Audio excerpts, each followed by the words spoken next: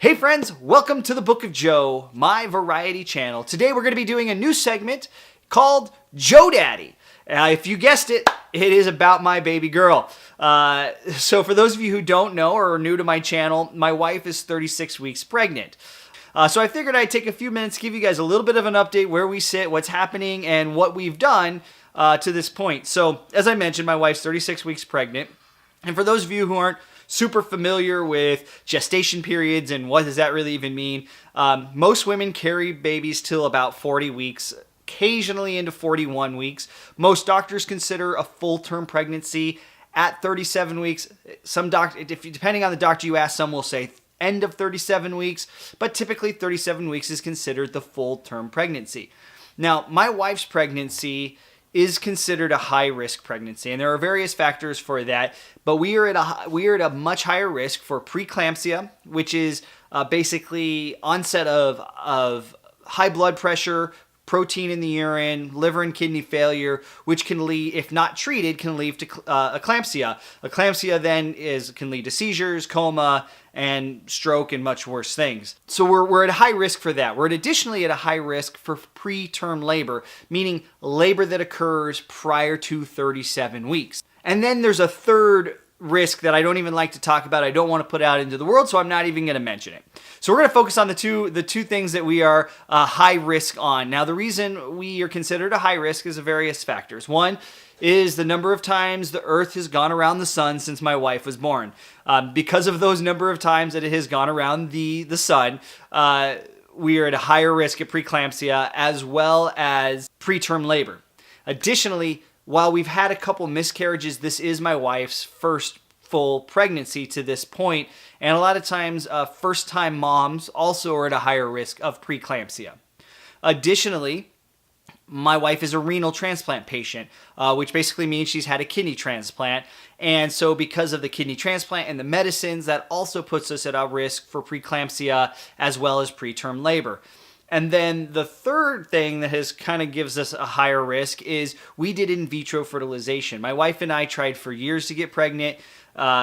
We had a couple miscarriages, ended up seeing a specialist, and eventually decided to go down and do in vitro fertilization. Well, in vitro fertilization, we found out, and not sure why, there's not a lot of science behind it, but apparently also has a risk of preterm labor as well as preeclampsia. So we are at a pretty big risk for those things. So because of the high risk involved in our pregnancy, my wife and I have seen a maternal fetal specialist who is basically what I call as the high risk OB-GYN. So we have our regular OB who is monitoring the day-to-day and basically going to be the one who delivers. But then we have a specialist that we work with who, is kind of guiding and consulting on the process. His recommendation is that should JD make it to 39 weeks, that we will be induced and give labor at that time. For the most part, my wife's pregnancy has been great. It wasn't until about 32, 33 weeks that we even hit our first speed bump. There was no morning sickness.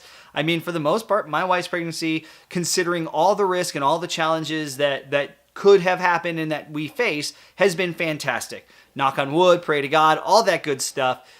Which I do every day, both knock on wood and pray to God, has been fantastic. Around 32, 33 weeks, my wife did catch a stomach bug, ended up in the hospital, had to be rehydrated. Eventually, I ended up catching the same stomach bug, got super sick. It was a long couple days. So that was just a short little speed bump on the road. However, around 34 weeks, which is really the main milestone in pregnancy, is you want to get past 28 weeks because that's when the fetus is typically going to have a better chance at survival. It can become pliable at 28 weeks.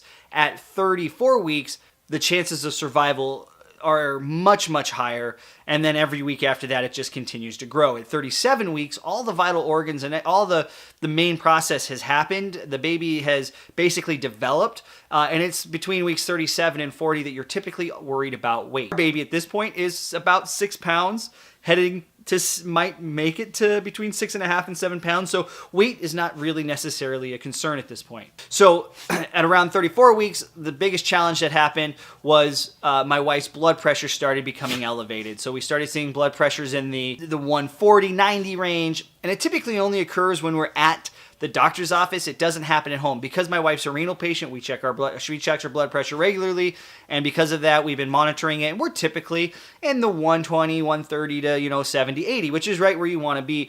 However, at the doctor's, we've been 140, 90, and it was high enough that we actually were sent to the hospital about a week ago to have some labs done and some tests done to make sure that we weren't pre-eclampsia and to make sure that everything was going well, and it was. So needless to say, kind of that long story of where we sit, we're at 36 weeks. The doctors have made it clear there is no guarantee that we make it even to 39 weeks, that if the blood pressure continues to rise, if we're at 37 weeks, we might end up pulling the trigger, 38 weeks. Right now, our goal, our next major milestone is Valentine's Day. We want to get past Wednesday, Valentine's Day, which is 37 weeks pregnant. We have an appointment on Monday. We have an appointment on Thursday. For the last 3 weeks, my wife has been doing 2 appointments a week. One is typically an ultrasound. The other is a non-stress test. And it's just to continue to track and monitor her progress and making sure that she doesn't get into a situation where she becomes preeclamptic. So because of all of this and everything that's been happening, my wife and I spent the whole weekend just busting our butts to get ready for what could be a baby arriving at any time. Because of the risk of preterm labor, she could go into labor tonight.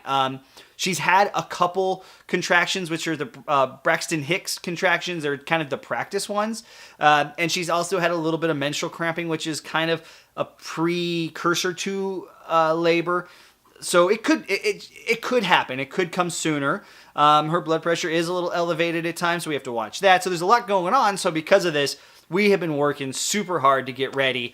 And I figured while we're not 100% there with the nursery and a few of the other things, that I would give you guys a look at where we are today, what the nursery looks like, what we still plan to do, because I may not get a chance to ever do this video once the baby gets here. Because once that baby comes, my YouTube channel may go on a little bit of a hiatus for a couple weeks as I figure out what it's like being a dad.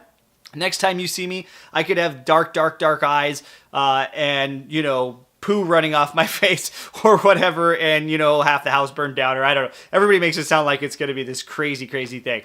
I may never sleep again from what I hear. So who knows when the next time I'll be able to do this. Hopefully I'll be able to continue my schedule that I had planned for the week, and we won't be having a conversation about the baby being on its way or being here for several more weeks. But just in case, I want to give you guys a quick tour of my nursery, show you guys some of the things that we need to do to make sure that we're ready. For instance, there's a couple things you need to have ready before V-Day, Labor Day, the big day comes. You got to have your car seat. You got to have it installed. Car seat installed? Check. You should, if you can, I know Arizona, I don't know that the rest of the world does this, but I know that Arizona, you can go to the fire department and they'll check your car seat, make sure it's installed correctly. You should have your bags packed. We've got our bags, and I'll show you those. So as you can see, our bags are packed. Right here is going to be, pillow. We've got our bag, and we've got a baby bag. So we are packed now.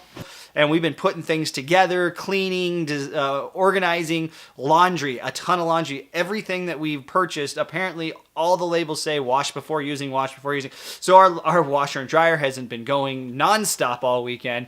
But in any case, why don't I take you guys and show you some of the stuff that we've done and where we're at. Okay, so behind this door is my nursery now. I've been working on this nursery for several months, and I filmed some of it. However, there was a period there which I call kind of the dark days, which was when I really wasn't filming anything at all. And I'm a little bit regretful to that because we did some cool stuff in here that I really wish I had on tape. I will show you guys the whole thing here in a second. Again, I just want to remind you it's about 95% or so complete. There's a couple more key pieces we're missing. We're missing our glider. There's a bookcase we want to get, and we want to get some of the letters that spell out Rylee above the crib. But this here is a look at our crib.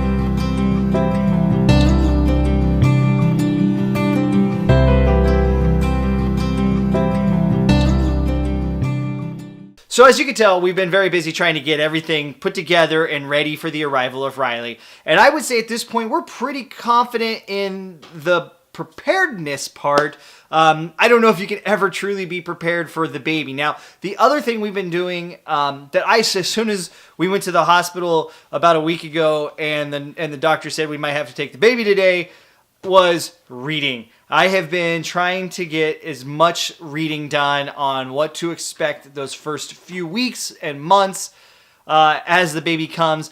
I started reading What to Expect When You're Expecting the First Year. I got through some of that. I got this book.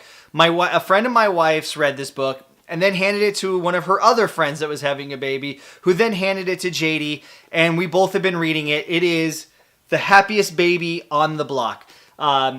This is a really good read. I actually really like this book. This talks about an interesting concept called the missing fourth trimester, that babies come about 3 months earlier and they're not prepared for the world and what you need to do to prepare them. It talks a lot about colic being more than just gas and pain and overstimulation, and rather being a reflex from the missing fourth trimester. And so this book has been really great. I'm about halfway through. I can't wait to get through it. And when we do, we actually have another friend that is about 7 weeks behind us in the pregnancy, and I'm going to be handing this book off to her. And this book has been gone around. If you're a new parent, again, I don't know if any of this works, right? I haven't actually had this baby yet, but my friends who have had their babies just swear by it. The 5 S's, which talks about how to calm an upset baby. If you're looking for a good read and you've got a baby on the way, I recommend The Happiest Baby on the Block. It's a very interesting idea, interesting concept on the missing fourth trimester, what truly causes colic, and how to calm a crying baby with the 5 S's. Definitely like this book. Well, that's what I've got to say today. I've kind of gone on for a while, so if you're still watching, again, I appreciate all the support, and welcome to the Book of Joe. If you like what you've seen here today, make sure you hit that subscribe button. There's going to be a lot more coming in the segment Joe Daddy, and hopefully might be doing baby reviews. Hopefully I don't just only do baby stuff, because everybody tells me that once the baby comes, I will not be thinking about anything else. But all in all, guys, I really appreciate your time. Again, hit that subscribe button. If you like today's comments, throw up those thumbs. And lastly, if you've got any advice for a new father, feel free to leave it in the comments below. I appreciate everybody's support. Thank you all. And if for any reason you don't hear from me for the next couple days or a week or longer, it's possible that baby Rylee has decided to join us. Until next time, my friends, have yourself a wonderful day.